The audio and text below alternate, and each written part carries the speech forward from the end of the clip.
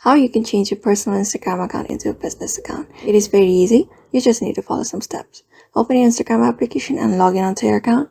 Then go to your profile. Here, tap on the menu icon and scroll down to For Professionals. Tap on Account Type and Tools and tap on Switch to Professional Account. Tap on Continue, and since we're gonna open a business account, just tap on one of the shop or anything and tap on Done. And you can see an option of changing your account to a business or creator.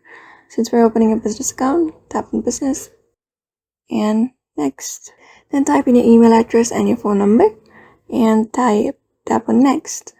And then you will also connect your account to a Facebook page, but I'm gonna skip it for now. And you may set up your professional account. And you can see after setting up, your account has been changed into a professional account, which also means that you have changed your account for businesses.